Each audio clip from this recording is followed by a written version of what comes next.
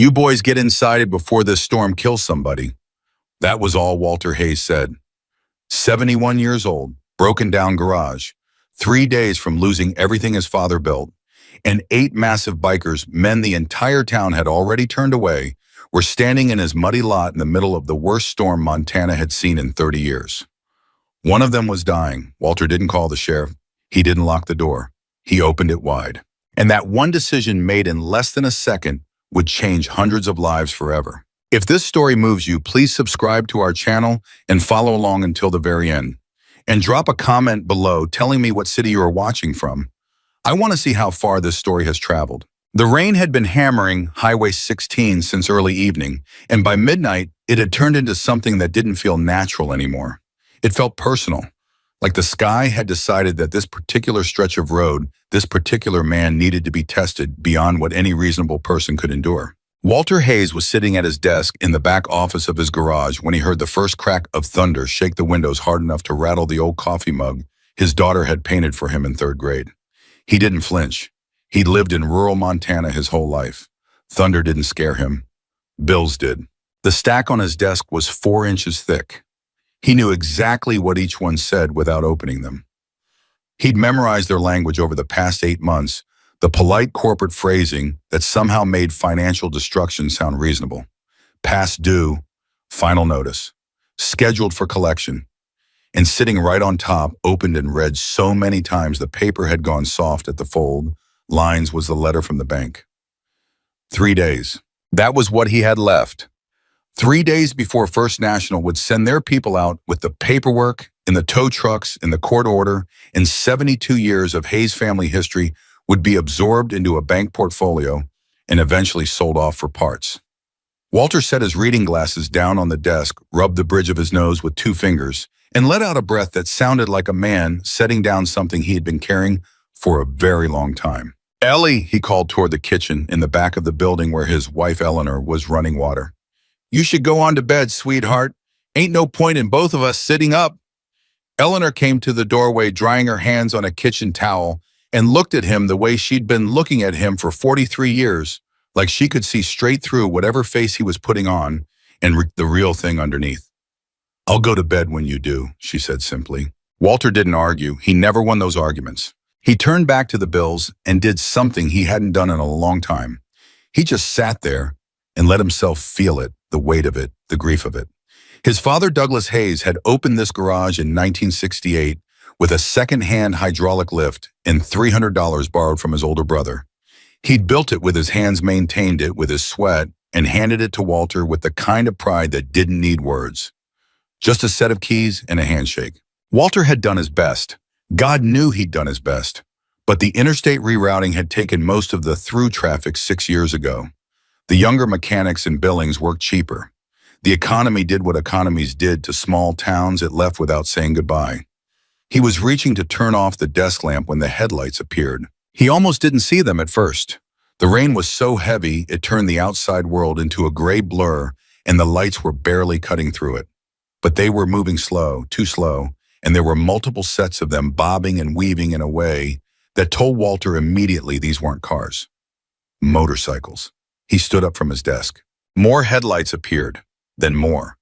He could hear the engines now under the drumming of the rain, and what struck him wasn't the sound of power, it was the sound of struggle. These bikes weren't running right.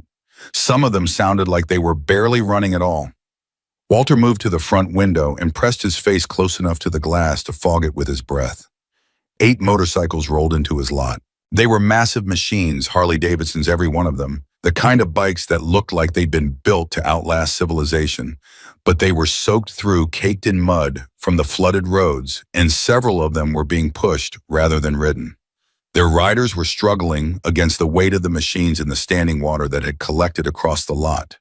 And then Walter saw the man being carried. 2 of the larger riders had a third man's arms draped across their shoulders, half dragging him between them. Even through the rain and the dark, Walter could see that something was very wrong. The man's head was hanging forward. His left leg was bent at an angle that made Walter's stomach clench. Walter didn't think. He moved. He crossed the garage floor in 8 long strides, grabbed the heavy iron door handle with both hands, and hauled it upward. The hydraulic assist had been broken for 2 years, so it took real effort. His lower back screamed at him, but the door came up flooding the garage with cold, rain-soaked air and the deafening sound of the storm. 8 figures turned toward him.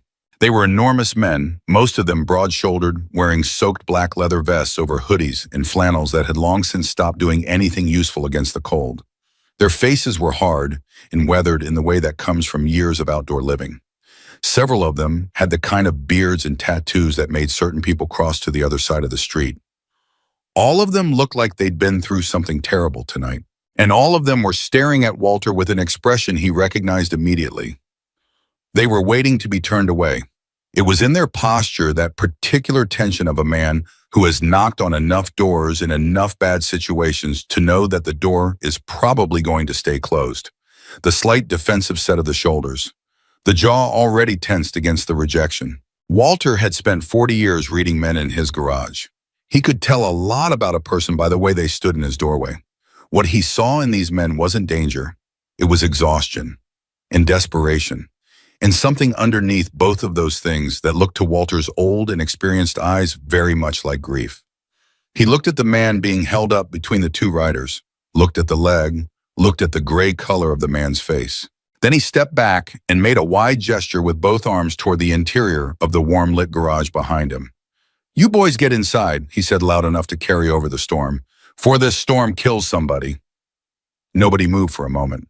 Then the largest of them, a man who had to be 6'4" with a graying blonde beard and eyes the color of a winter sky, looked at Walter with an expression that Walter would later describe as the closest thing to pure shock he'd ever seen on an adult man's face.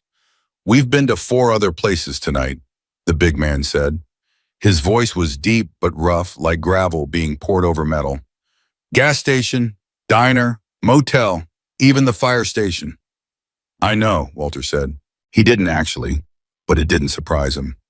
"We ain't looking for trouble," the big man said. "I can see that," Walter said.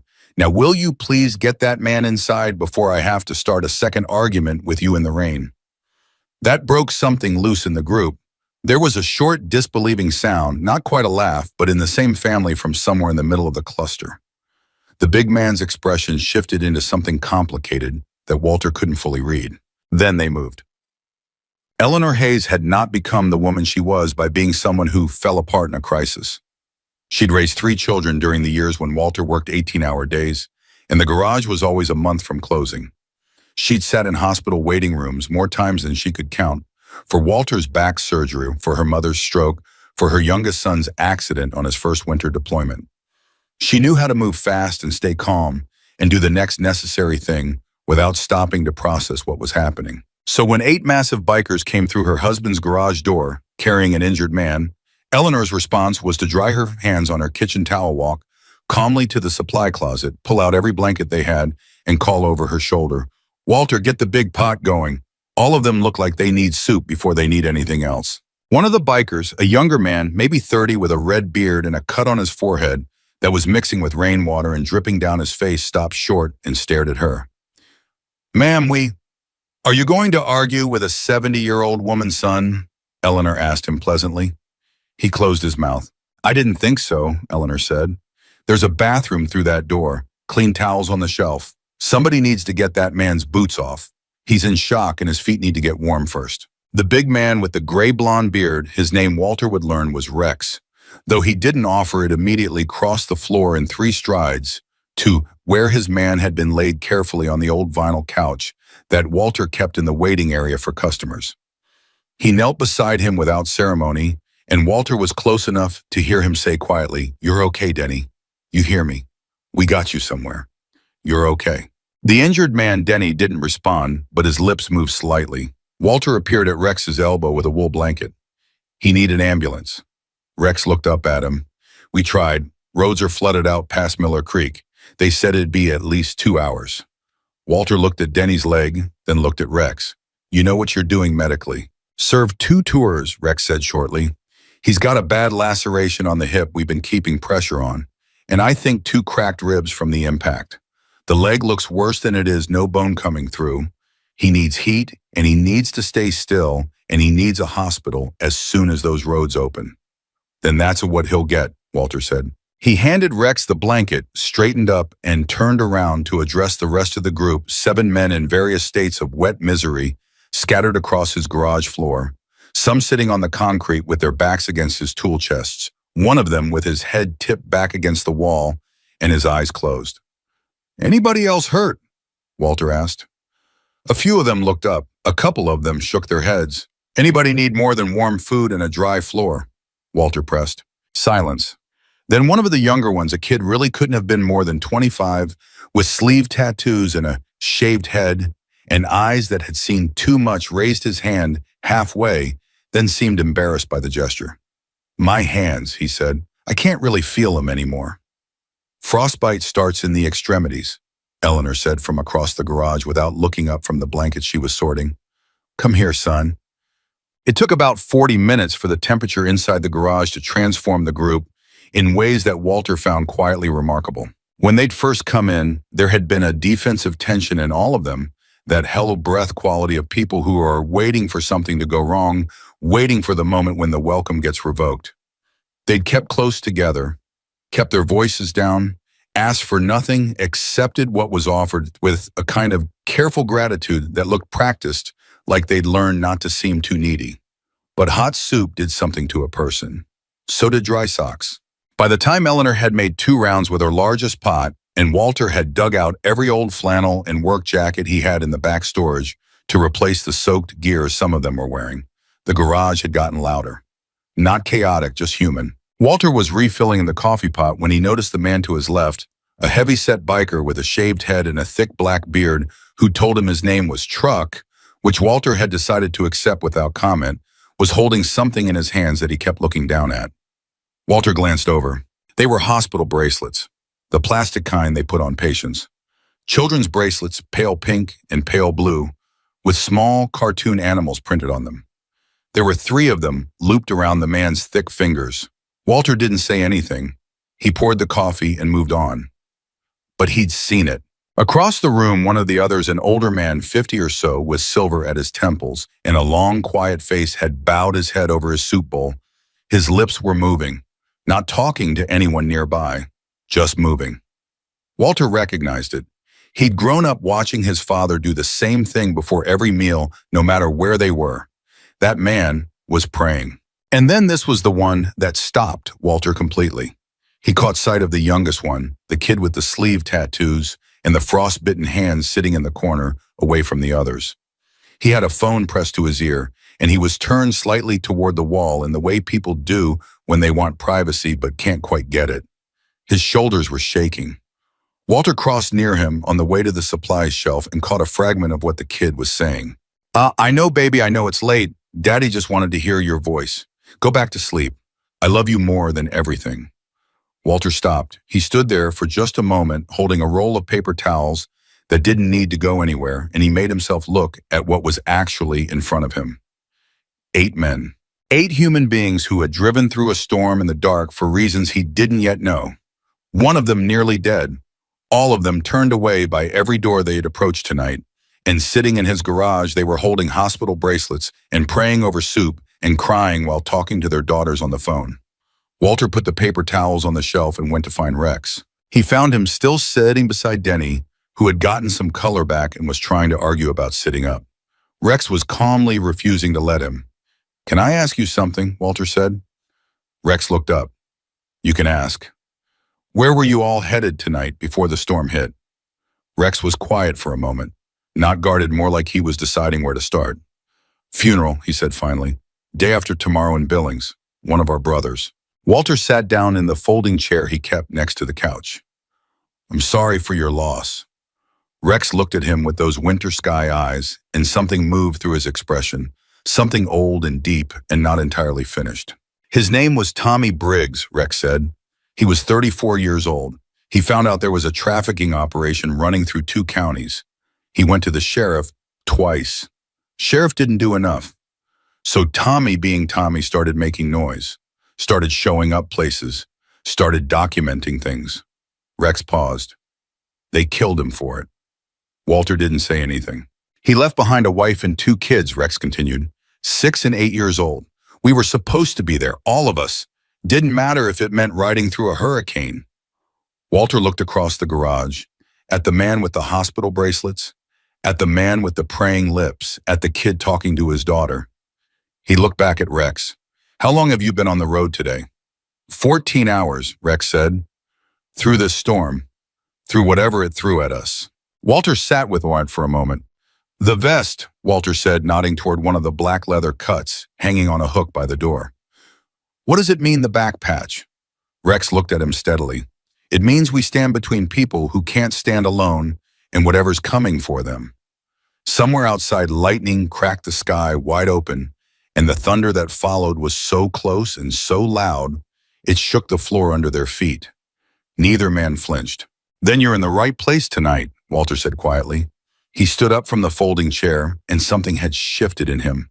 Something he didn't have a name for yet, but that felt like the loosening of a knot that had been pulled tight for a very long time. He walked back toward the kitchen to help Eleanor with the next pot of soup.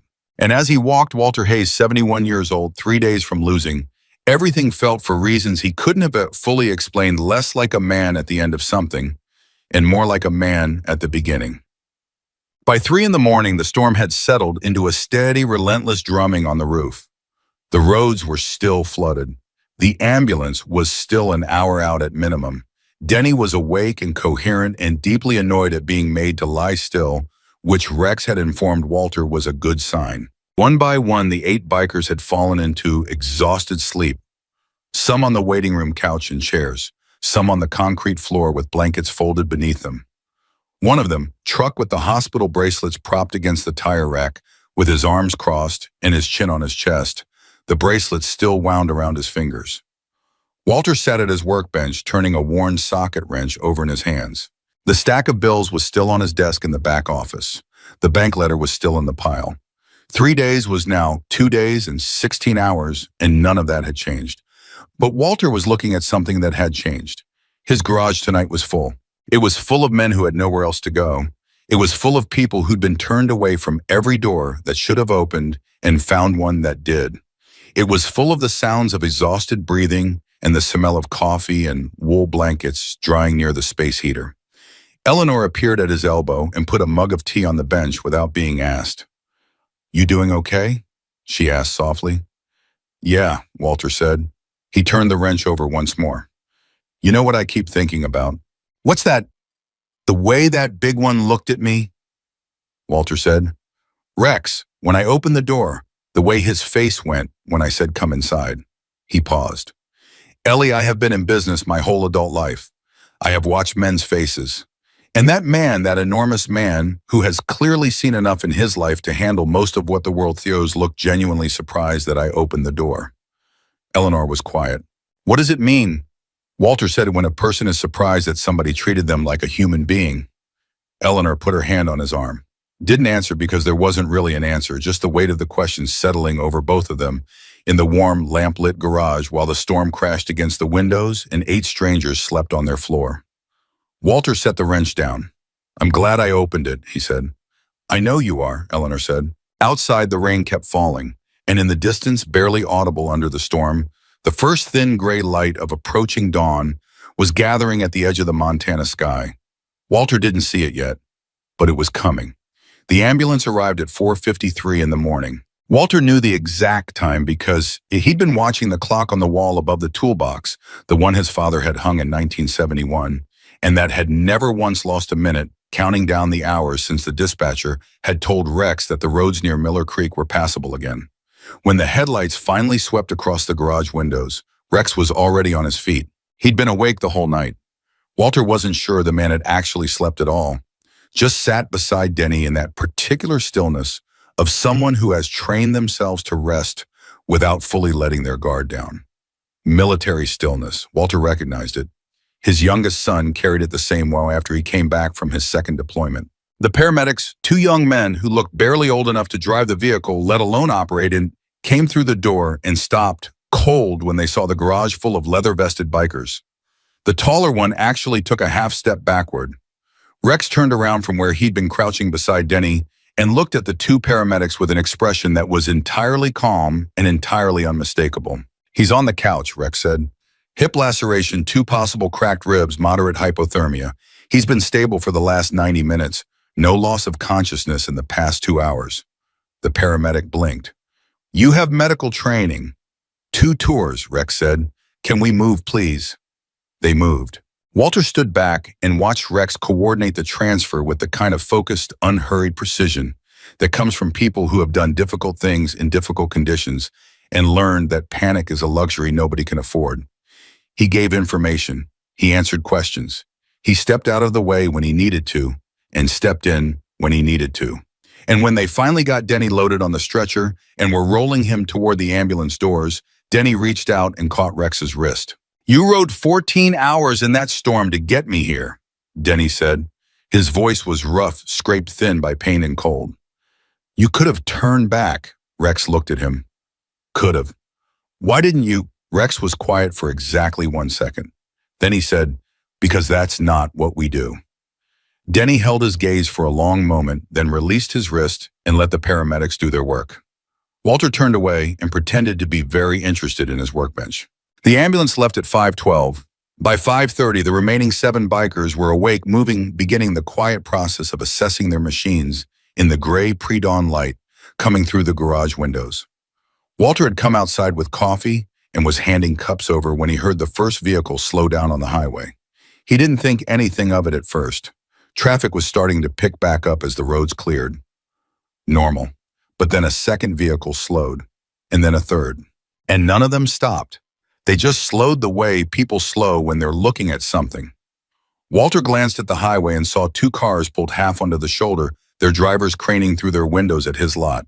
He recognized one of the drivers, Marcy Pellman, who ran the hair salon on Crane Street and who Walter had known since her father used to bring his truck in for oil changes 20 years ago.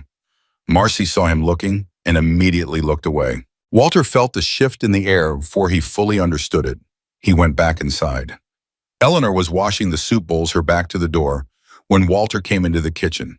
He refilled his own coffee and leaned against the counter. Ellie, I know, she said without turning around. How do you know what I'm about to say? Because I heard those cars slowing down same as you did. She set a bowl in the drying rack. And because I know this town. Walter was quiet for a moment. You think it's going to be a problem? Eleanor picked up another bowl. I think some people are going to make it one. She wasn't wrong. Walter's phone rang for the first time at 6:17. It was Dale Hopper, who owned the feed store 2 blocks over and who Walter had played cards with on the second Friday of every month for 11 years. Walter. Dale's voice had that careful tone, the one that meant he was trying to say something he'd already decided to say and was just figuring out the packaging. I'm hearing you've got some Hell's Angels over there. I've got 8 men who needed shelter in a storm, Walter said. Yeah. Walter, those are dangerous people. One of them was almost dead when he got here, Dale. The rest of them are eating my wife's soup and drinking my coffee. I hear you, I do. I'm just saying you know what those clubs are. You know what they do. What do they do, Dale, specifically? What did these particular men do? A pause. Well, I don't know specifically, but then maybe, Walter said, keeping his voice very level, you ought to wait until you do know before you call me to say what I should have done differently. He hung up. He set the phone down on the counter and stood there with his hand flat on the surface for a moment. His jaw was tight. He made a conscious effort to release it. The phone rang again at 6:41. He didn't recognize the number. He let it go to voicemail. By 7 o'clock, there were 3 voicemails on his phone, 2 of which were from people expressing concern in the particular way that means disapproval wrapped in plausible deniability, and one of which was from someone he didn't know, who told him flatly that he was going to regret letting people like that into his garage and that the community had certain expectations. Walter listened to that last one twice, then deleted it.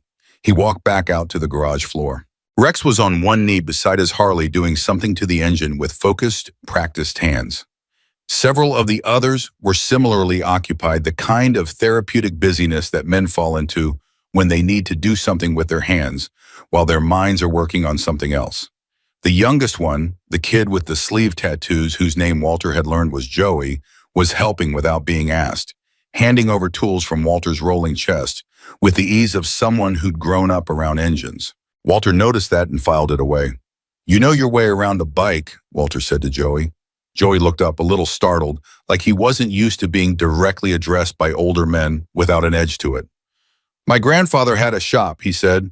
Taught me when I was 8. What kind of shop? Small engine repair mostly. Lawnmowers, generators. But he always had a project bike in the back. Joey handed a wrench to the man working next to him without being asked for it, anticipating the need, and then looked back at Walter. He passed 3 years ago. I'm sorry, Walter said, and meant it. Joey nodded and looked back down at the engine. Walter was about to move on when Joey said quietly, not really looking up, he would have done what you did. Opened the door. A pause. He was that kind of man. Walter stood there for a moment. Sounds like a good man to learn from, he said finally. Joey nodded again, still not looking up, but there was something in the set of his jaw that told Walter the kid was holding himself together carefully. Walter moved on. He was at the far end of the garage checking on the space heater when Truck, the big heavy-set man with the shaved head and the hospital bracelets, appeared at his shoulder. Up close in full light, Walter could see that the man was younger than he'd first seemed, maybe 40-45, but his eyes were old in the way that eyes get old from grief rather than years. Truck held out his hand. Walter shook it. The man's grip was enormous and careful. I didn't introduce myself proper last night, Truck said. My name's Marcus Webb. Most people call me Truck. Walter Hayes. Yes, sir. Marcus looked around the garage briefly, then back at Walter. I want to say something, and I want to say it direct because I don't know another way to say things. Go ahead, Walter said. What you did last night opening that door, most people don't do that. I want to be clear. I'm not talking about most people being bad. I'm talking about most people being scared, and fear doing what fear does. Making people small. He paused. But you weren't scared. Oh, I was scared, Walter said. Marcus looked at him. First second I saw all of you in my lot, I won't pretend I wasn't scared, Walter said. I'm 71 years old, not stupid. Big men in the dark in a storm, there's a natural response to that, and I had it. Then why'd you open the door? Walter thought about it honestly for a moment at Tuen, because I looked at the man being carried between two of your friends, and I thought about what my father would have done, and my father would have opened the door. He shrugged. So I did. Marcus was quiet for a long moment. Then he said, my daughter's in a hospital in Denver right now. Walter went still. She's 9 years old, Marcus said. His voice was steady, but the kind of steady that is being maintained with significant internal effort. Leukemia, she's been in treatment for 14 months. He looked down at the hospital bracelets on his fingers. These are hers. She gives me one every time I have to leave for a ride so I don't forget to come back. Walter couldn't speak. She gave me 3 this time, Marcus said. Said 3 was better than 1 for a long ride. Walter looked at the bracelets, pink and blue with the little cartoon animals. He thought about a 9-year-old girl with leukemia sitting in a hospital bed, stripping the plastic bracelets off her own wrist to press into her father's hand so he'd remember to come home. What's her name? Walter asked. His voice came out rougher than he intended. Maya, Marcus said. She sounds like a remarkable kid. For the first time, something cracked in Marcus's careful expression. Just a fracture, just a moment. She's the best person I know, he said quietly. By a long way. He pressed his lips together, looked away, recovered. I just wanted you to know, he said, who we are, what we are. He gestured toward the others in the garage. Tommy, the brother we're going to bury, he spent 8 years volunteering at children's hospitals before he ever started investigating what got him killed. Joey's been clean 11 years and mentors at the recovery center in Missoula.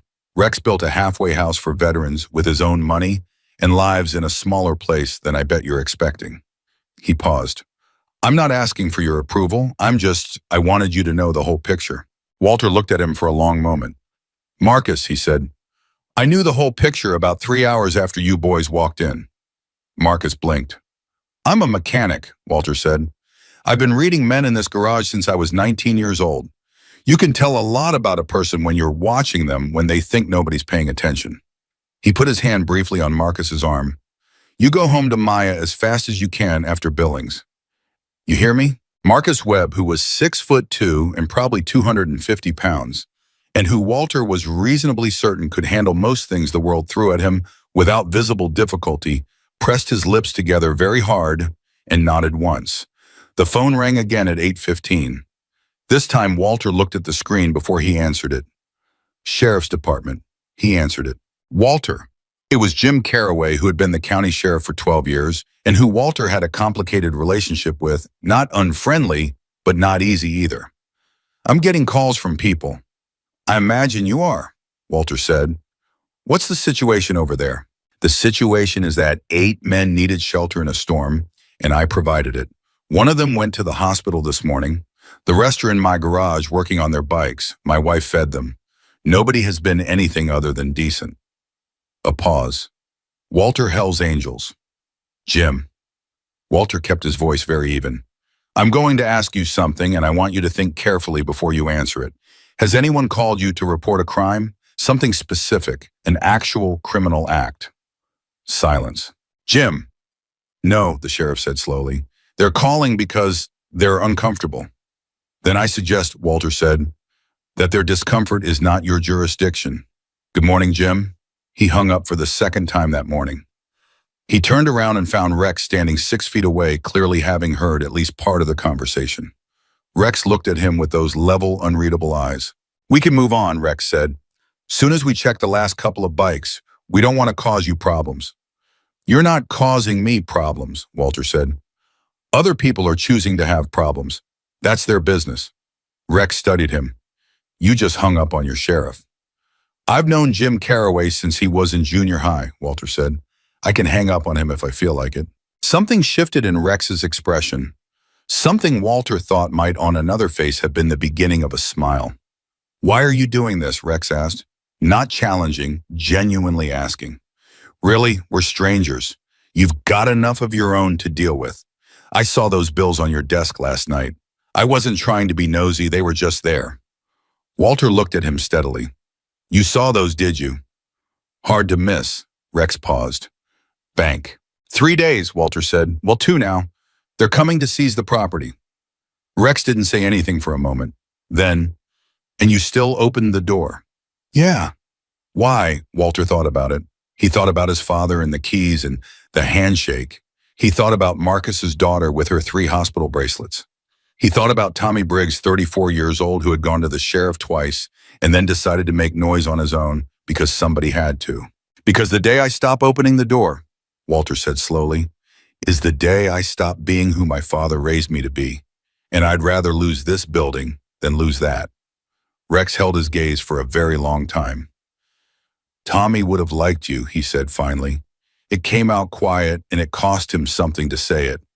Walter could tell by the brief tightening around his eyes. I would have been glad to know him, Walter said. They stood there together in the garage for a moment, the old mechanic and the big biker standing in the space where a family of strangers had slept on the floor and eaten soup and prayed and cried while calling their daughters, while the town outside whispered about danger and the sheriff's phone rang and the bank letters sat in a pile on a desk in the back office like a quiet countdown. Then Rex put his hand out. Walter shook it. Rex's grip was as careful as Marcus's had been, that particular grip of a powerful person who has learned to be conscious of their own strength. Walter Hayes, Rex said, I want you to know something. What's that? The Brotherhood has a long memory. Rex looked at him steadily. For people who close their doors and for people who open them. He said it simply, without drama, without any of the weight that a lesser man might have put behind it. Just a fact stated plainly between 2 men who had understood each other from the moment one of them had stood in a storm-flooded lot waiting to be turned away and found himself walking through an open door instead. Walter nodded once. You boys drive safe, he said. Those roads aren't going to be pretty for a while. By 9:30, the Harleys were rolling out of his lot one by one, engines building from quiet rumble to full-throated thunder as they pulled onto the highway. Joey was last. He paused with his bike at the edge of the lot and looked back at Walter standing in the open garage door. He didn't say anything, just put 2 fingers to his forehead in a brief salute and then pulled out onto the road. The sound of 8 engines faded gradually into the distance until Walter couldn't hear them anymore. Over the ordinary sounds of the morning birds, a distant truck whined through the power lines. He stood in his doorway for a long time after they were gone. Then Eleanor was beside him, her hand in the crook of his arm. They left something, she said. He looked at her. She pointed to the hook by the door where their coats hung. Hanging there where there had been no coat when Walter last looked was a single black leather vest. One of the cuts, the sleeveless leather jackets they all wore with the patches and the club insignia on the back. It was clean and dry and carefully placed, not dropped or forgotten. Placed deliberately. Walter walked over and took it down. On the back, in bold embroidered letters above the club patch, was a phrase he hadn't noticed on any of the vests the night before because he'd been looking at the men and not the cloth. "We stand between." He stood holding it for a long moment. Behind him, Eleanor said softly, "What does it mean?" Walter thought about Rex's words from the night before. It means we stand between people who can't stand alone and whatever's coming for them. He thought about 8 men riding 14 hours through a storm to bury a brother who had stood between vulnerable people and the worst of what human beings could do to each other. He thought about 3 days, 2 days now. He hung the vest back on the hook. It means, he said quietly, that not everything worth doing is easy or understood. Eleanor put her arm through his. They stood together, looking at the vest. The garage was empty and quiet and smelled like coffee and wool and motor oil. And somewhere on a long highway in the rain-washed Montana morning, 8 Harleys were carrying 8 men toward a funeral for someone who had believed that some things mattered enough to die for. Walter Hayes had 2 days left. He went to make another pot of coffee. The next 2 days were the longest of Walter Hayes's life. Not because anything dramatic happened. That was almost the worst part, how ordinary they were. How the hours just moved forward the way hours do, indifferent to the weight they were carrying. He opened the garage at 7 both mornings out of pure habit, because 40 years of doing something will override almost any emotional state. He took in 2 oil changes and a transmission job, both from regulars who came in without mentioning the storm, or the bikers, or the cars that had slowed down on the highway 2 mornings ago. Walter was grateful for that. He didn't have the energy for conversations that went sideways. Eleanor kept the vest on the hook by the door. Neither of them talked about moving it. On the second evening, Walter sat at his desk for the last time with the bank letter in front of him. He'd called their attorney, a kind man named Gerald, who had told him plainly 6 weeks ago that there wasn't much left to do legally. Gerald had confirmed it again on the phone. The paperwork was in order. The timeline was what it was. Sometimes things just ended, Gerald said, and then caught himself and apologized, and Walter had told him not to worry about it. Walter sat with the letter until 10 o'clock. Then he folded it, put it back in its envelope, and put the envelope in the top drawer of his desk. He turned off the lamp. He sat in the dark for a few minutes. Then he went to find Eleanor. She was already in bed, not asleep, lying on her back and looking at the ceiling. Walter got in beside her, and they lay there in the quiet of a house they had shared for 41 years, and neither of them said anything for a long time. The sounds of the house settled around them. The furnace cycling the wind off the open country, the faint creak of the old roof doing what old roofs do. "I don't regret it," Walter said finally to the ceiling. "Any of it. The garage. The choices we made." "I know," Eleanor said. "I just wish Dad could have." He stopped. Eleanor reached over and put her hand over his. They slept. The bank truck arrived at 9:15 the next morning. Walter heard it before he saw it, the particular sound of a heavy vehicle pulling off the highway, moving slow and deliberate. He was standing in the open garage doorway with a cup of coffee, and he made himself not look right away. He stood there another few seconds looking at the highway, at the ordinary Montana morning, at the cold, clear sky that had replaced the storm like it had never happened. Then he turned around. It wasn't just a bank truck. There were 2 of them, the heavy kind with the towing apparatus on the back, and behind them a dark sedan with the First National logo on the door. 3 men in the sedan, 2 drivers in the trucks, 5 people to take apart one old man's garage. Walter set his coffee down on the workbench just inside the door, very carefully. Then he walked outside and stood in front of his building with his hands in his jacket pockets. The sedan stopped. The door opened. The man who got out was not someone Walter knew personally, which was almost a relief. He was in his mid-40s in a gray suit that was slightly too good for a Monday morning in rural Montana, carrying a leather portfolio. He had the look of someone who did this regularly and had organized his feelings about it a long time ago. "Mr. Hayes," the man said. "Professional. Not unkind, but professional in the way that keeps unkindness at arm's length. I'm Richard Alton from First National's Asset Recovery Division." I believe you received our correspondence. I did, Walter said. I want to be straightforward with you. We're going to begin the assessment process today, and the transfer of the property will be formalized by end of business. I know what it is, Walter said, not angry, just direct. Alton paused. He looked at Walter with something that wasn't quite sympathy but was in that neighborhood. Is there anyone you'd like to have present? Family or no, Walter said. I'm fine.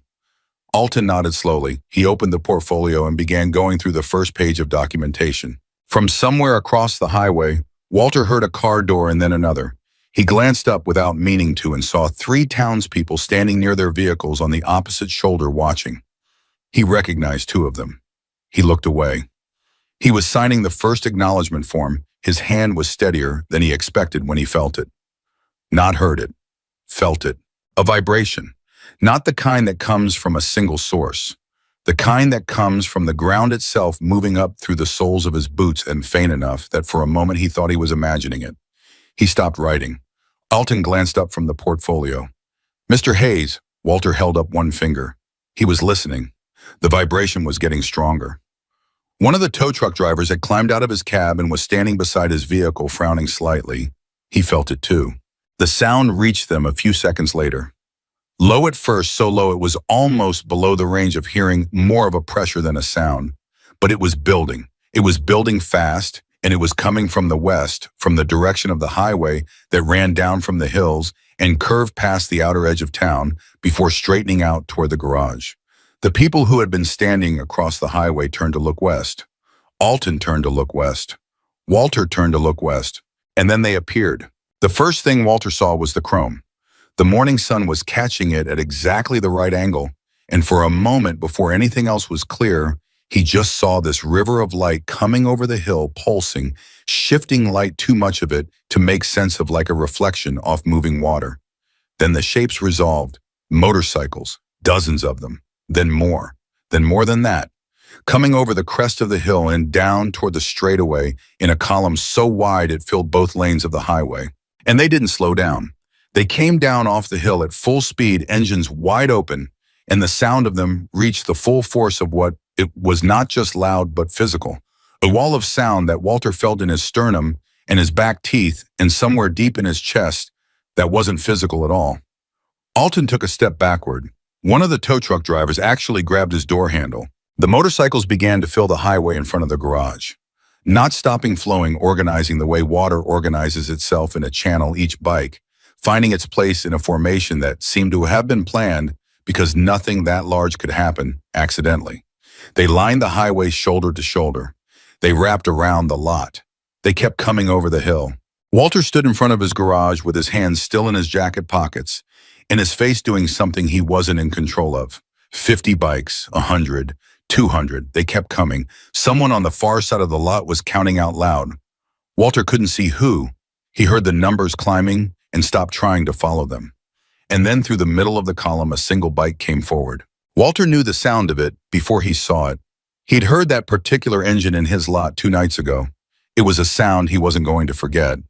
It came through the column and pulled up directly in front of Walter and the bank representatives. And Rex swung his leg over the seat and stood up, pulling his helmet off in one motion. He looked at Walter. Walter looked at him. Rex said, "You helped 8 strangers when the whole town shut their doors." His voice was conversational, not loud. He didn't need to be loud. The bikes behind him had dropped to idle, and 500 engines at idle creates its own kind of silence. A deep, rolling, pressurized quiet that is more present than actual silence. "Now the Brotherhood answers back," Rex said. Alton had gone very still beside Walter. His portfolio was open to a page he was no longer reading. Walter glanced at him briefly and then looked back at Rex. "Rex," Walter said. His voice was steady. He was proud of that. "How many of you are there?" 547, Rex said. "Give you a take? More coming?" He glanced at the bank sedan and the tow trucks with an expression that was entirely neutral. "We heard you had some business to attend to this morning." Walter looked at the column of bikes stretching back over the hill and out of sight, idling in the cold morning. Air, chrome and leather, and a sound that was changing the physical quality of the atmosphere around them. He cleared his throat. "Richard," he said to Alton very quietly, You might want to take a look at your situation here before we continue with those forms. Alton was already looking. His face had taken on a very specific expression, not fear exactly, more like a man performing a rapid recalculation. Mr. Hayes, Alton said carefully, I want to be clear that this doesn't change the legal status of the... Nothing's changed legally, Walter agreed. I understand that. I'm not asking you to do anything illegal. He paused. I'm just suggesting that you might want to make a phone call to your supervisor before we proceed. That's all. Alton looked at the motorcycles. He looked at Walter. He looked at his portfolio. He took out his phone and walked back toward the sedan.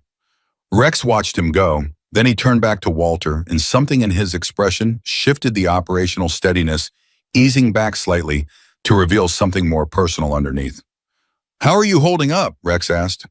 Better than 20 minutes ago, Walter said honestly. Rex almost smiled. Marcus sends his love. He's back in Denver with Maya. How is she? Had a good week, Rex said. Doctor's cautiously optimistic.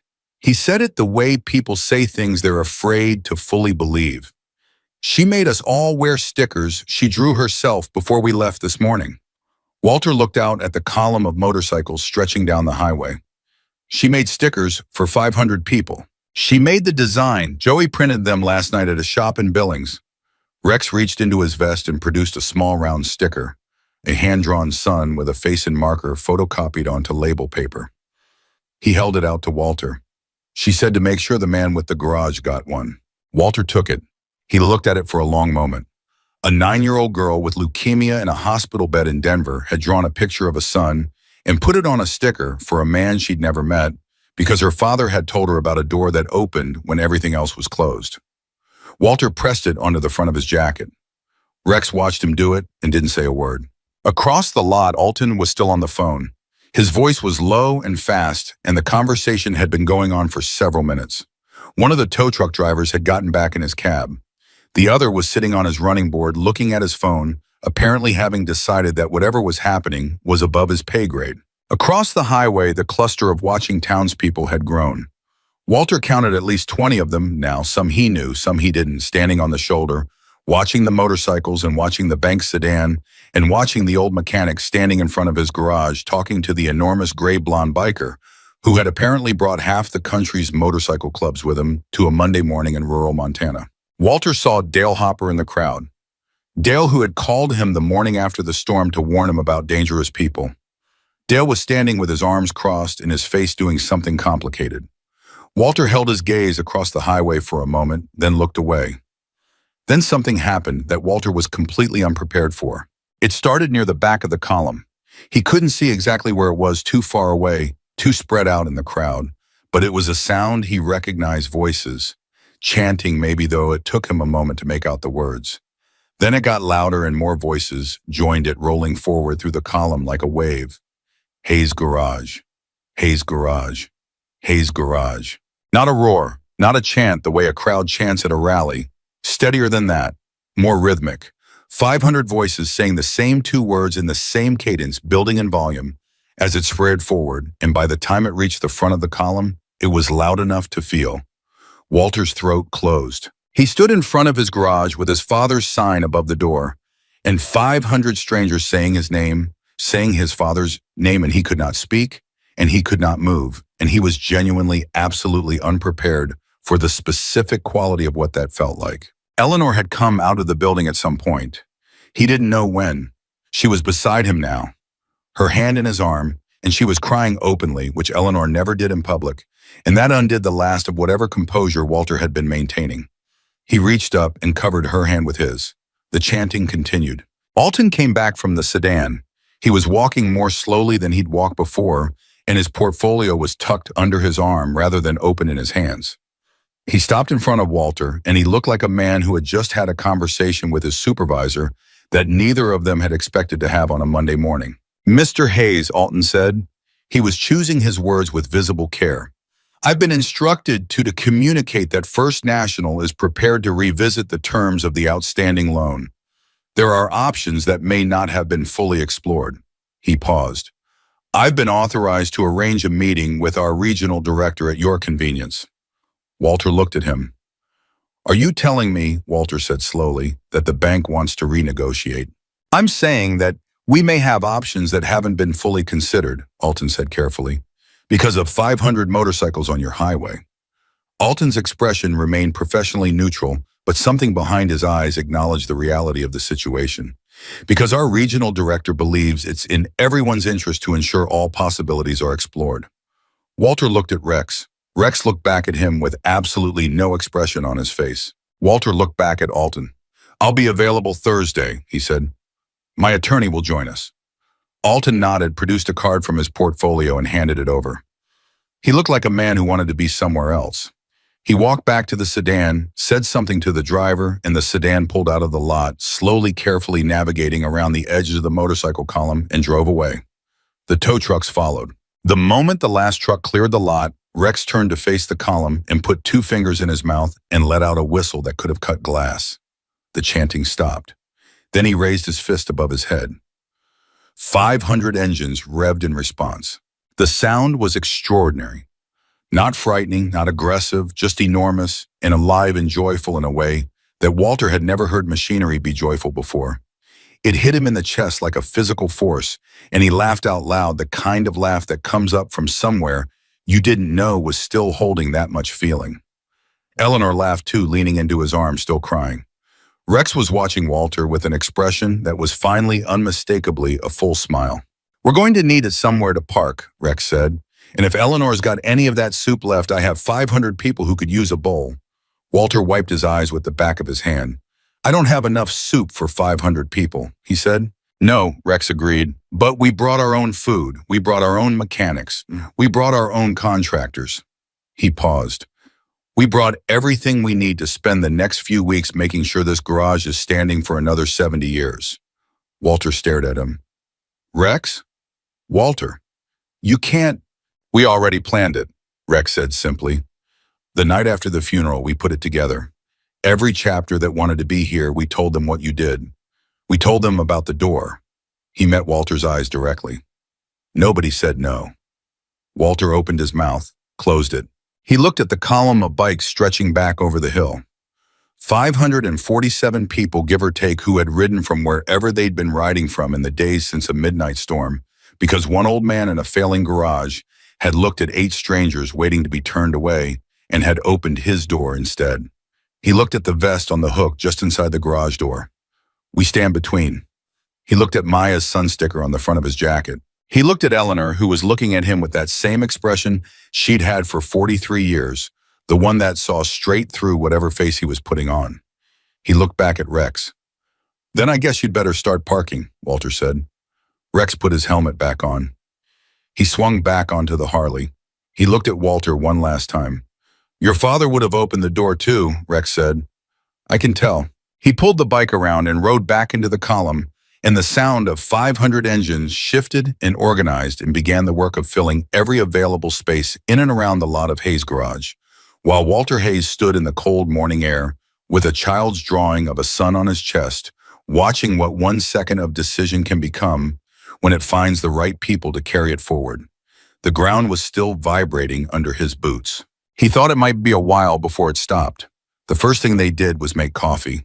Not metaphorically, literally, within 20 minutes of Rex riding back into the column and the bikes beginning to organize themselves across the lot and along the highway, shoulder 3 men Walter had never seen before appeared in his garage kitchen, carrying 2 industrial-sized coffee urns, a 50-pound bag of ground coffee, and the kind of quiet, purposeful energy that belongs to people who have done large-scale logistics before and find chaos relaxing rather than stressful. One of them, a short, broad man in his 50s with a silver ponytail and grease permanently worked into the lines of his knuckles, stuck his head into the kitchen doorway, saw Eleanor and said, Ma'am, my name is Pete. We're going to need your biggest pots and access to that stove. Don't worry about a thing. We fed 400 people at a rally in Sturgis 2 years ago with less equipment than this. Eleanor looked at him for exactly 1 second. Then she moved aside and gestured at the stove. Burners are all working except the back left, she said. It runs hot. Everything else is yours. Pete nodded like this was exactly the kind of practical information he needed. You want to show me where things are, or would you rather just point? I'll show you, Eleanor said. And that was how Eleanor Hayes, who had fed 8 strangers through a storm 3 days ago, found herself running a field kitchen for 500 people on a Monday morning. And this was what Walter noticed later when he thought about it, found herself looking more alive than she had in 2 years. Outside, the organization was happening fast. Walter had expected chaos. What he got instead was something that functioned more like a well-run military operation than anything he could have anticipated. Riders were sorting themselves by skill set without being directed, at least not by anyone Walter could identify as being in charge. Men with mechanical backgrounds were gravitating toward the garage bays. People with construction experience were walking the perimeter of the property, looking at the house and the outbuildings with the assessing eyes of people who are mentally measuring and calculating. Someone had produced a drone and was flying it over the roof. A woman in her 40s with a long gray braid and a leather vest with a patch that read Road Captain found Walter standing in the middle of all of it, looking slightly stunned, and said without preamble, "I'm Carol. I'm coordinating the build teams. Can you walk me through the property? I need to know what's structural, what's cosmetic, and what's a safety issue before we start." Walter blinked. "You're a contractor." 22 years, Carol said. "Before I started riding full-time. Walk with me." Walter walked with her. He showed her the sagging corner of the house roof that he'd been patching with roofing tape for 3 seasons. He showed her the foundation crack along the east wall of the garage that had been spreading for 2 years. He showed her the electrical panel that an inspector had flagged 18 months ago and that he hadn't had the money to replace. He showed her the collapsed section of the back fence and the driveway pothole that had eaten 2 sets of tires this winter and that he'd been filling with gravel every few weeks as a temporary fix. Carol wrote everything down in a small notebook, asked precise follow-up questions, and said nothing reassuring and nothing discouraging. She just gathered information with the focused attention of a professional doing her job. At the end of the walk, she stopped and looked at her notebook. 6 weeks, she said. If we've got the people, we've got 6 weeks, and this property is better than it's been in 20 years. Walter opened his mouth. "Don't," Carol said, not unkindly. "Don't tell me it's too much or you can't accept it or any of that. Rex told me about the door. You opened it when you had nothing to gain and everything to lose. This is what happens next. That's just how it works." Walter closed his mouth. Carol tapped her notebook with her pen. "What's the most important thing to you? If we can only do one thing, what does this place need most?" Walter didn't hesitate. "The garage bays," he said. "The building my father put up. If the business can run, everything else follows." Carol nodded and made a note. "Garage first," she said. "Then the house, then everything else." She clicked her pen closed. "One more thing. There's a group of veterans in the column, about 30 of them. They've been talking about doing something for the memorial." Walter looked at her. "What memorial?" "The one they're going to build," Carol said, as if this was already established fact, which apparently it was. "Veterans honoring a veteran's father on a veteran's property. They've got a design. They want to put it on the highway side where people can see it from the road. If that's okay with you." Walter's throat tightened. His father had served in Korea. He'd never talked about it much. There was an old photograph on the desk in the back office, Douglas Hayes in uniform, 19 years old, standing very straight and squinting into the sun somewhere that wasn't Montana. "That's okay with me," Walter said quietly. Carol gave him a brief, firm nod. Then she walked away and started making phone calls. Walter stood there alone for a moment in the organized chaos of his own property and had the strange, disorienting experience of watching strangers care for something that was his as if it were also theirs, and finding to his surprise that it didn't feel like an intrusion. It felt like the most natural thing in the world. By afternoon, the first videos appeared online. Walter didn't know this was happening until Joey, who had apparently been documenting everything from the moment the column came over the hill, came to find him with his phone in his hand and an expression that mixed excitement with the slight apprehension of someone who was about to tell an older person something they may not fully be prepared for. "Walter," Joey said, "you should probably see this." Walter looked at the phone. The video was 47 seconds long. It had been posted 4 hours ago. It showed the moment the column of bikes came over the hill from the highway perspective. The chrome river of light building over the crest, the engines, the sheer scale of it, and then cut to Walter, standing in front of the garage with his hands in his jacket pockets, Rex dismounting, the two of them talking. Someone had captured the moment Walter pressed Maya's sticker onto his jacket. Someone else had captured Eleanor crying. The chanting was on the audio, clear and unmistakable. Hayes Garage, Hayes Garage. The view count read 1.3 million. Walter stared at the number. Is that a lot? He asked. Joey made a sound that was somewhere between a laugh and a groan. Yes, he said, that is extremely a lot. He scrolled down. There are 14 other videos from different angles. They're all Walter. They're all doing the same numbers, some of them more. Who posted them? Writers took them on their phones this morning. Once they went up, people started sharing them, and Joey made an expanding gesture with his hands. They went everywhere. Facebook, Twitter, Instagram, everywhere. People are tagging news stations. I've already seen 3 local news trucks slow down on the highway. Walter handed the phone back. I don't know what to do with that information, he said honestly. You don't have to do anything, Joey said. It's already happening. He paused. But Walter, people are also donating. Like right now, someone set up a fundraiser this morning, one of the writers, I don't know who, and it's already at, he looked at his phone. His eyebrows went up. $63,000. Walter said nothing. Walter. I heard you, Walter said. He sat down on the stool near his workbench. He sat there and looked at his hands. His hands that had been working on engines in this garage since he was 16 years old. The same hands that had signed paperwork for the bank this morning that he'd thought was the last thing he'd ever sign in this building. He sat there for a long moment. Then he said to no one in particular, Dad, you seeing this? Joey, who had been standing nearby not knowing what to do with himself, looked away and pretended to be very interested in the socket wrench rack. The day moved at a speed that Walter had no reference point for. It was like living inside a current. Things kept arriving and happening and resolving and beginning before he had time to fully process any one of them. A crew of 6 mechanics had the first bay disassembled and were working on the structural reinforcement of the lift by 2 in the afternoon. Carol's team had people on the roof of the house by 3.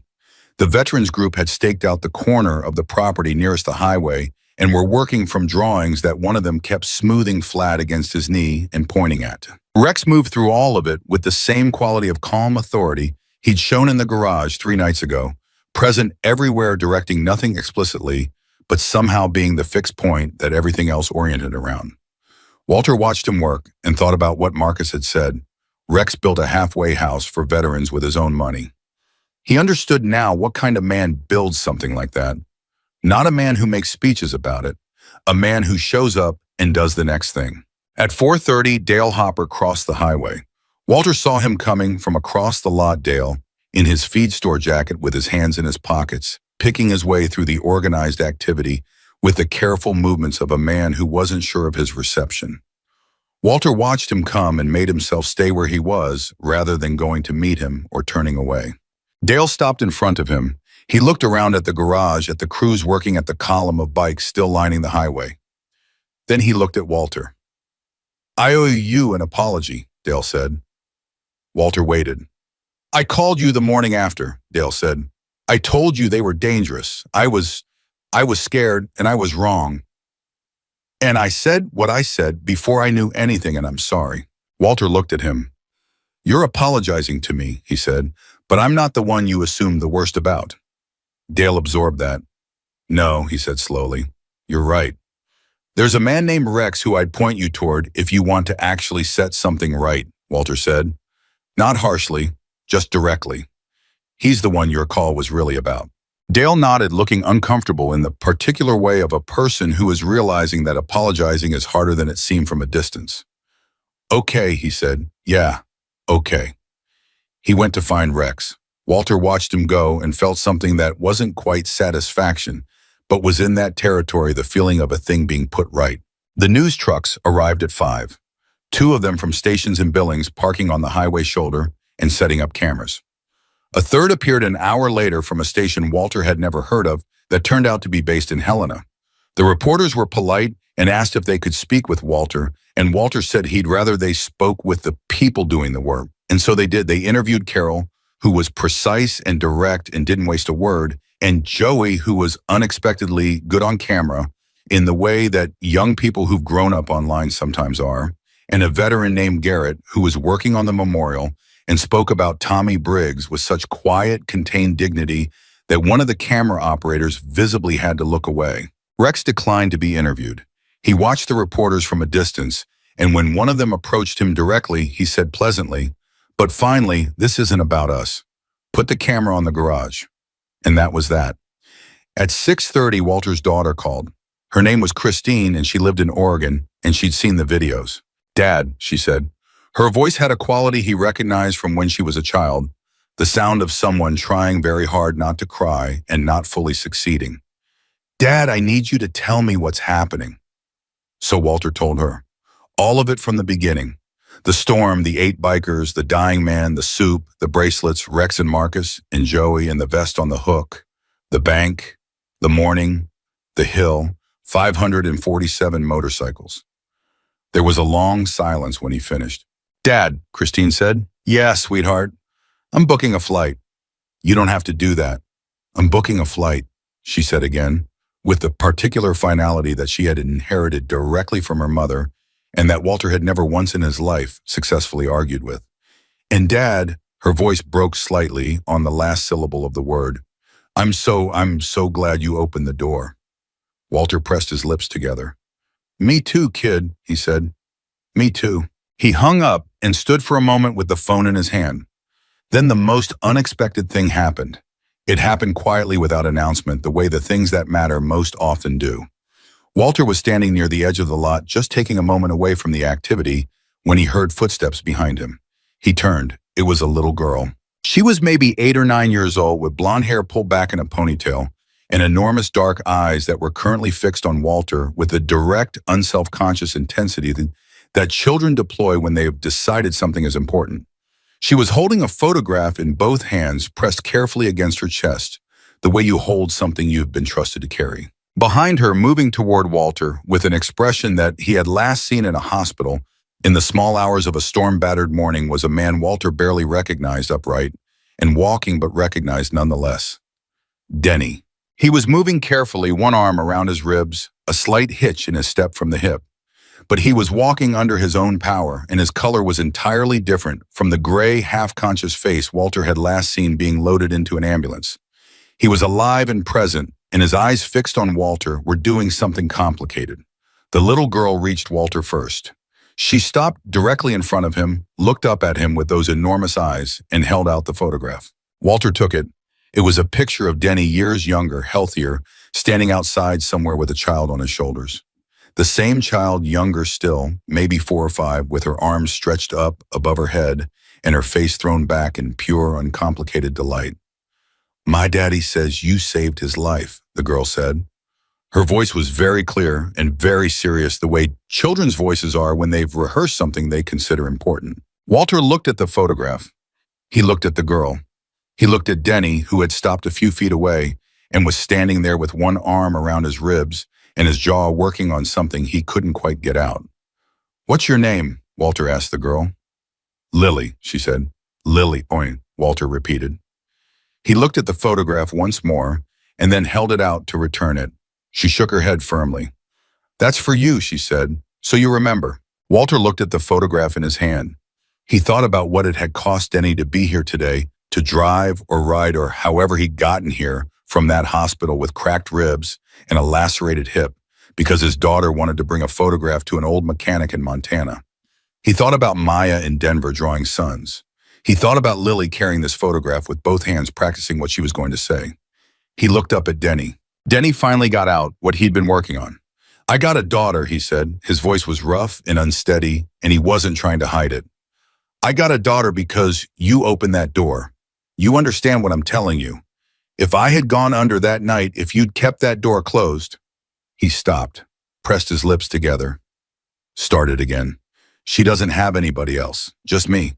And I'm here because you opened the door." Lily was watching her father with the calm, patient expression of a child who has seen her parent struggle with big feelings before and has learned to simply be present for it. Walter crouched down so he was at eye level with Lily. "You know what he said to her? Your daddy is one of the bravest men I've ever met. You know that?" Lily nodded solemnly. "He rode through a hurricane," she said, "to go to his friend's funeral, because that's what you do." Walter looked at her for a moment. "Yeah," he said quietly, That's exactly what you do. He straightened up. He put his hand out to Denny.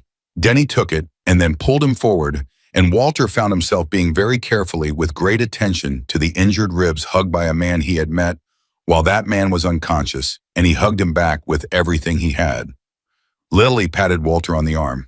When they separated, Denny wiped his face without embarrassment and looked around at the garage, the crews, the motorcycles, the activity, the news cameras, all of it. Rex called me this morning, Denny said. Told me what was happening. I told the doctor I was leaving. He said I shouldn't. I told him I'd be careful. A pause. I wasn't going to miss this. How'd you get here? Denny almost smiled. Joey drove me. Took the truck so Lily could ride too. He looked at Walter. We're staying to help. As much as I can do with one arm, I can still do. Walter looked at Denny. At Lily, who was now watching a nearby mechanic work on a bike engine with the focused interest of a child who has grown up around tools.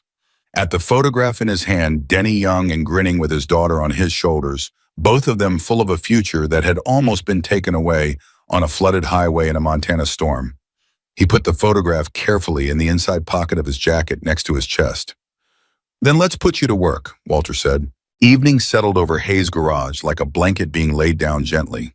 The work didn't stop. Crews kept going under portable lights that someone had brought and set up without being asked, but the pace shifted into something more sustainable, more settled.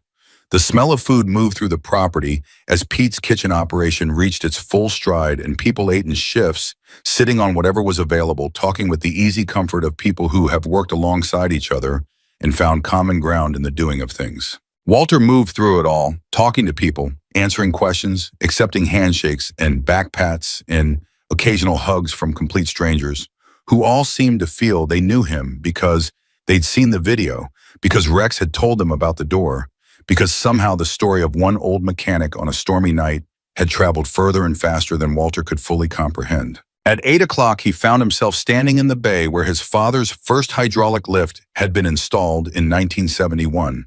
The new crew had it disassembled and were rebuilding it from components that had been sourced. Walter didn't ask how from somewhere in the past 12 hours. 2 men were working on it with the quiet concentration of craftsmen who know what they're doing. One of them looked up at Walter. She's going to be better than new, he said simply. Give us till Thursday. Walter put his hand on the side of the bay, the wall that his father had framed the concrete his father had poured. Take your tune, he said. Do it right. Yes, sir, the man said, and went back to work. Walter stood there for a moment with his hand on his father's wall, in his father's building, surrounded by the sounds of 500 strangers giving it back to him. His phone buzzed, a text from a number he didn't recognize. He almost ignored it, then he read it. It was from Richard Alton at First National Bank. It said, Mr. Hayes, our regional director has reviewed your account and the current circumstances. We are prepared to offer a complete restructuring of the outstanding balance at a significantly reduced interest rate. Additionally, given the public nature of recent events, the bank wishes to make a goodwill gesture and will be forgiving the penalty fees accumulated over the past 8 months. Please bring your attorney Thursday. We look forward to a different conversation. Walter read it twice. Then he put his phone in his pocket. He walked out of the bay across the garage floor past the coffee urns and the sleeping bags that some of the riders had laid out against the far wall for the night. Past Joey, who was filming something for his phone, past Carol, who was on her third notepad of the day, past the hook by the door where the black leather vest still hung with its 3 quiet words. He walked outside into the cold Montana night. He stood there for a moment looking up. The stars were out, the kind of stars you only get in big sky country, more of them than the eye can organize running edge to edge across the dark. Around him, the lot hummed with the low-level energy of a place that had become in the space of a single day something entirely different from what it had been that morning. He thought about his father, about keys and a handshake, about a garage opened in 1968 with 300 borrowed dollars, and the belief that a man who did good work and treated people right would find his way. His father had been right. It had just taken a storm and 8 strangers and 500 engines coming over a hill on a cold Montana morning to prove it. Walter Hayes tipped his head back and looked at his father's stars. And for the first time in longer than he could remember, he felt the ground under his feet as something solid, not the edge of something ending, but the foundation of something that was just beginning to be built. The Thursday meeting with First National Bank lasted 47 minutes. Walter's attorney, Gerald, sat beside him with a legal pad and a pen and said almost nothing the entire time because almost nothing needed to be said. Richard Alton and the regional director, a woman named Patricia Shue, who had driven up from Billings and who had the precise, careful energy of someone managing a situation that had developed well outside its expected parameters, laid out the bank's new position with the thoroughness of people who had spent considerable time preparing for a conversation they had not anticipated having 3 days ago. The penalty fees were forgiven, all 8 months of them. The outstanding principal was restructured over 15 years at an interest rate that Gerald later told Walter in the parking lot was the best terms he'd seen a small business owner receive from a commercial bank in 22 years of practice. Walter signed where Gerald told him to sign. When it was done, Patricia Shue extended her hand across the table and said with the measured sincerity of a professional who has decided that sincerity is the appropriate register, "Mr. Hayes First National considers Hayes Garage a valued part of this community." Walter shook her hand. "3 days ago, your bank was sending tow trucks," he said pleasantly. Patricia Shue held his gaze without flinching. "Circumstances change," she said. "They do," Walter agreed. He and Gerald walked out into the cold morning air, and Gerald clapped him on the shoulder and said something about miracles and legal precedent, and Walter thanked him and got in his truck and sat there for a moment with both hands on the wheel. He thought about the stack of bills on his desk, about the night he'd sat in the dark after turning off the lamp, about Eleanor's hand covering his in the dark. Then he started the truck and drove back to his garage where 40 people were already working before 8 in the morning because that was just what the days looked like now. Christine had arrived from Oregon on Tuesday night. She'd walked through the garage with the careful, wide-eyed attention of someone trying to take in a great deal at once, and then she'd found her mother in the kitchen, and the two of them had stood together holding on to each other for a long time without saying anything. Then Christine had tied her hair back, borrowed a work jacket from the storage shelf, and asked Carol what needed doing. Carol had handed her a paintbrush and pointed at the east wall of the house without a word. They were good together. Walter's daughter and Carol Christine had her mother's practical, unsentimental competence, and Carol recognized it immediately and used it well. Within 2 days, Christine was helping coordinate the interior work on the house, moving between rooms with a clipboard she'd found somewhere, making decisions with a speed and confidence that made Walter feel simultaneously proud and slightly outpaced. "You get that from your mother," Walter told her one evening. "And the stubbornness?" Christine asked. Walter considered. "That's all yours," he said. "I have no idea where it came from." She laughed, and he realized it was the first time he'd heard her laugh like that fully, without the careful weight she'd been carrying since she arrived, and it sounded like something being set down. The work continued for 6 weeks. That part of it Walter had expected because Carol had told him 6 weeks, and Carol did not say things she didn't mean. What he had not expected was what the 6 weeks felt like from the inside. He had expected to feel like a recipient, a charity case. He had prepared himself for the particular discomfort of receiving help from strangers on a scale he could not reciprocate, and he had decided to accept that discomfort as the price of a second chance and to carry it with as much grace as he could manage. What he actually felt was something entirely different. What he felt was part of something, because the men and women who came to rebuild his garage didn't treat it as charity. They treated it as work, honest, skilled work that they were choosing to do for reasons that had nothing to do with pity. They talked to Walter while they worked. They asked his opinion. They argued with him respectfully when they thought he was wrong about something, and sometimes he was. Pete taught him 3 things about camp cooking that he'd been doing incorrectly his entire life. A veteran named Garrett, who was building the memorial, spent 2 evenings with Walter going through Douglas Hayes' service records and the photographs Walter had, and by the end of it, Garrett knew more about Walter's father's military history than Walter did, and Walter found that instead of being sorrowful, it was the opposite. It was like being given something back. The memorial went us up on a Friday morning in the 4th week. It was a simple design, a bronze plate mounted on a stone base set at the corner of the property where it caught the morning light from the highway. Garrett had written the text himself and shown it to Walter 3 days before installation and asked if he wanted changes. Walter had read it twice and shaken his head because there was nothing to change. It said what it needed to say. It named Douglas Hayes his services years. It said he had built something here that his son had kept standing. And at the bottom in smaller letters it said, "Built by those who know the value of an open door." The morning they installed it, about 30 of the veterans who were still on the property came and stood while it went in. No ceremony, no speeches. They just stood there together while Garrett and two others set the stone, and when it was done, they stood a moment longer and then they went back to work. Walter stood at the edge of that small group and watched it happen. He didn't trust himself to speak, so he didn't try. Rex came and stood beside him without being asked and without saying anything. And they stood there together looking at the stone, and now it was enough. In the fifth week, something happened that Walter had not seen coming. A young man arrived at the garage on a Tuesday.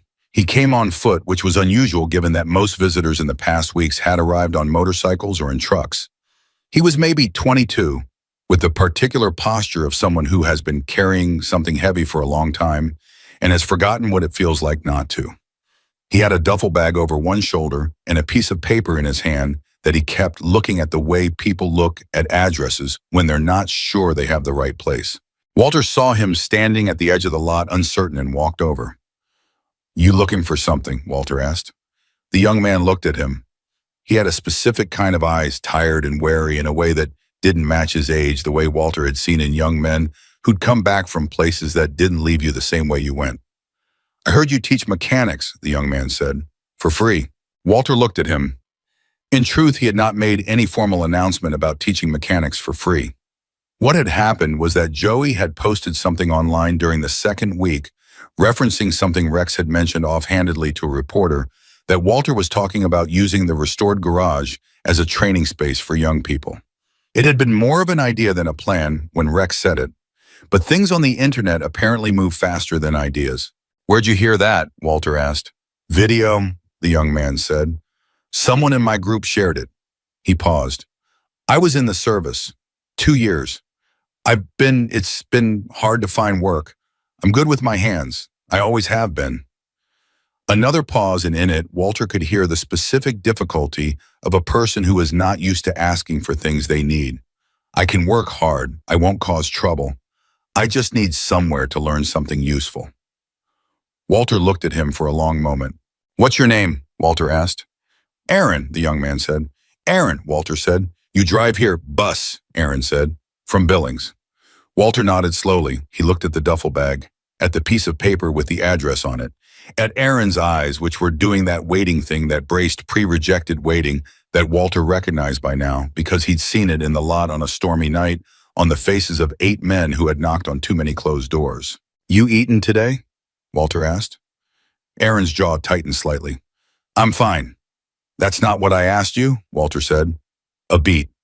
"No," Aaron said quietly. "Come inside," Walter said. "Eleanor's got food. After that, I'll show you around the shop and we'll talk about what you want to learn." Aaron looked at him. "It's not complicated," Walter said. "Come inside." Aaron came inside. That was the beginning of the training program that wasn't yet called a program and had no formal structure and existed in those early weeks as nothing more than Walter spending time in the bays with Aaron and teaching him what he knew the same way his father had taught him, by doing it alongside him, by explaining the why of things, not just the how, by treating the work as something worth understanding rather than just performing. By the end of the first week, Aaron had stopped holding his shoulders like he was waiting for something to go wrong. By the end of the second week, he was asking questions without apologizing for them first. By the end of the month, he was doing oil changes unsupervised and doing them right, and Walter had called in a favor with a parts supplier he'd known for 20 years and arranged for Aaron to get his certification hours counted through an accredited program without Aaron having to figure out how to pay for it. When Walter told Aaron this, Aaron sat down on the stool by the workbench and stared at the floor for a moment. "Why are you doing this?" Aaron asked. He wasn't challenging. He genuinely didn't know. Walter picked up a wrench and turned it over in his hands. It was the same motion he'd made on the night of the storm, sitting alone in the dark. The same wrench, the same hands, a different world. "Because somebody opened a door for me," Walter said, "when I needed it most. And the only right thing to do with that is open one for you." Aaron looked up at him. "Who opened it for you?" he asked. Walter thought about 500 engines coming over a hill, about Maya's sun sticker, which he transferred from his jacket to the corner of his desk mirror, where he could see it every morning, about Rex's hand extended across the garage floor, about Lily holding a photograph with both hands. "A lot of people," he said, "more than I can count." The one-year anniversary of the storm arrived on a night that felt to Walter almost deliberately poetic, cold and clear, and with a smell in the air of weather building from the west, though nothing broke through before morning. He'd been half expecting rain. He wasn't sure if he was relieved or disappointed when it didn't come. What came instead was the sound. He heard them before dawn. He was already awake, had been awake since 4, the way he'd been on a lot of nights lately, not from anxiety, but from a kind of aliveness that he didn't have a better word for. He was sitting in the kitchen with coffee when the first engine note reached him from the highway, faint on and far away, and he set his mug down.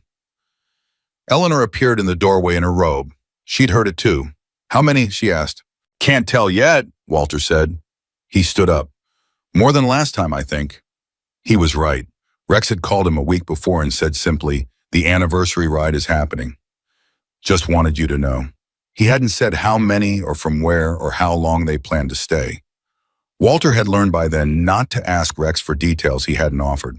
They came down off the hill the same way they had a year ago. The river of chrome and light and sound organized and enormous, and this time Walter was standing in the doorway when they appeared, and he had a year of knowing what it meant. So when his throat closed, he was ready for it, and he didn't fight it. More than 500 this time. Rex hadn't been wrong. Word had spread further than Montana, further than the original clubs through networks and channels that Walter didn't fully understand but had stopped needing to understand. People came because the story had traveled the story of a door and what happened when it opened. Rex came to the front the same way he had before, dismounted the same way, pulled off his helmet. He looked at Walter. Walter looked at him. A year between them and no distance at all. "Well," Rex said. "Well," Walter said. They shook hands, and Rex pulled him forward into a brief, solid embrace that contained, Walter felt it clearly, the weight of a year in a funeral, and a bank, and a bronze plate in the ground, and a 9-year-old girl's drawing of a son. "How's Maya?" Walter asked when they separated. Rex's face did something that took Walter a moment to read because he hadn't seen it there before. What he was seeing, he realized, was an uncomplicated joy. "Remission," Rex said. 8 weeks ago. Doctors are calling it complete remission." Walter pressed his hand over his mouth for a moment. He looked away, looked back. "Marcus here?" he asked. "Front of the column," Rex said. "Wanted to tell you himself. I told him I'd get out of his way." And Marcus Webb came through the crowd, bigger than Walter remembered, somehow more present, filling more space, and when he reached Walter, he didn't say anything at all. Just took Walter's hand in both of his enormous, careful hands and held it, and Walter held back. And that was the whole conversation, and it was enough.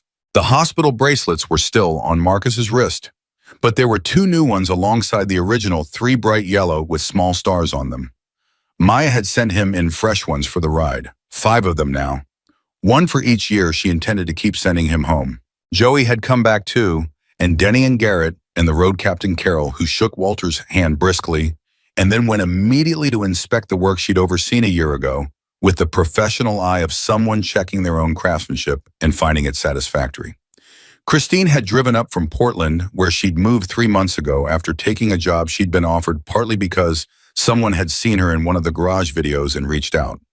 She stood beside her mother in the doorway and watched the bikes arrive with an expression that Walter recognized. It was the expression of someone who is understanding something for the first time that they'd been told before but hadn't yet felt. Aaron was there. He'd come early before the riders and helped Walter set up the coffee operation with Pete, and he moved through the morning with a capability and ease that was entirely different from the uncertain young man who had arrived on foot with a bus ticket and a piece of paper with an address on it. He was training 2 other young veterans now under Walter's guidance.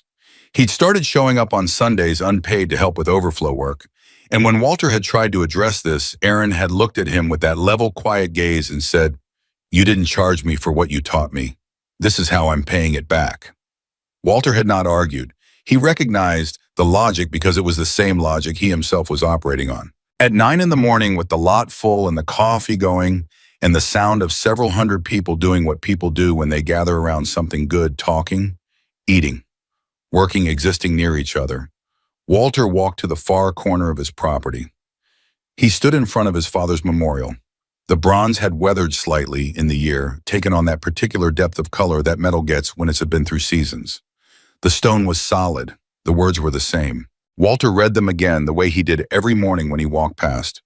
Douglas Hayes, his service, his years, the garage he built, the son who kept it standing, built by those who know the value of an open door. He stood there for a while. He thought about the night a year ago when he'd sat alone in the dark with a stack of bills, and a bank letter and a storm against his windows and headlights appearing through the rain. He thought about the 1 second of hesitation, one honest human, frightened second, before he had reached for the door handle. He thought about what Rex had said to him that morning, a year ago, standing in front of 500 idling engines. You helped 8 strangers when the whole town shut their doors. He thought about Aaron, who had come on a bus with a duffel bag and was now teaching someone else. He thought about Lily and her photograph. He thought about Maya's 5 yellow bracelets. He thought about Christine's laugh, full and unguarded, coming back into the world. He thought about Eleanor in the kitchen, with Pete pouring coffee alive in a way she'd needed a reason to be. He thought about Tommy Briggs, 34 years old, who had stood between people who couldn't stand alone and what was coming for them and had paid the full price for it, who Walter had never met and would spend the rest of his life honoring in the only way that meant anything, by staying open, by doing the next right thing, by not letting the door close. Walter heard footsteps behind him. Rex stood beside him, looking at the stone. They stood together in the quiet of the anniversary morning, the two of them with the sounds of 500 people behind them and a bronze plate in front of them, and a year of everything that had grown from 1 second of decision. You ever regret it? Rex asked. Not probing, just asking the way men ask each other things when there's no performance required. Walter thought about it honestly, the way he had from the beginning, because Rex was someone you answered honestly. Not 1 second, he said, not 1 second of 1 minute of 1 day. Rex nodded. He looked at the stone a moment longer. Then he looked at Walter. We're coming back every year, he said, as long as you'll have us. As long as I'm standing, Walter said. Rex put his hand out. Walter took it. And then behind them, from somewhere in the middle of 500 people who had ridden from places Walter had never been and would never go, someone started it. The same 2 words, the same rhythm, rolling forward through the crowd, finding its full voice. Hayes Garage, Hayes Garage, Hayes Garage. Walter stood at his father's memorial with Rex's hand in his and let it happen. Let the sound of it move through him the way it had the first time, in the chest, in the throat, in some place underneath all of that which doesn't have a name. He didn't wipe his eyes this time. He just stood there and received it. That night, after the food in the fire pit someone had built in the back lot, and the stories exchanged, and the repairs made, and the hands shaken, and the photographs taken, Walter sat at his workbench for the last time that day. The garage was quiet. Most of the riders had set up camps or found lodging or ridden on. A few were sleeping against the far wall again, the way they had a year ago in the storm. The black leather vest was still on the hook by the door. Walter had never moved it. He wasn't going to. On his desk, the bank letter was gone. The stack of bills was gone. In their place was a notebook Aaron's left open to a page of engine diagrams he had been working on, with notes in the margins in his careful, deliberate handwriting. A coffee mug that Christine had brought from Oregon sat beside it, painted by some artist she liked, with something written on the side that Walter had read enough times to know by heart. And on the mirror above the desk, Maya's sun sticker, slightly faded now from a year of Montana mornings, but still the same unassuming hand-drawn face, still radiating its small, patient light. Walter sat for a while and let the day settle. Then he heard it, a knock at the garage door. Quiet, uncertain. The knock of someone who isn't sure of their welcome. Walter looked at the clock. Almost 11. He looked at the door. He stood up. He crossed the garage floor, the floor his father had poured, rebuilt, now solid, and he put his hand on the door handle and he pulled it open. A young couple stood in the cold. Early 20s, maybe younger. A man and a woman, both in light jackets wrong for the temperature, both looking like they'd been on the road too long. A car was pulled to the edge of the lot behind them, one tire visibly flat. The woman was holding her arms around herself. The man had his jaw set in the particular way of someone trying to look like the situation is more under control than it is. They looked at Walter. They were waiting to be told it was too late, or he was closed, or they should try somewhere else. Walter looked at them for exactly no time at all. He stepped back and pulled the door wide open. "Come inside, kids," he said. "Nobody gets left out in the cold here." They came in. And somewhere out on the dark Montana highway, if you listened past the wind and the ordinary sounds of the night, You could hear it faint but certain the way things are when they are true, the distant rolling thunder of Harleys moving through the dark. Because one man had opened a door, and the world in its slow and improbable grace had never stopped walking through it.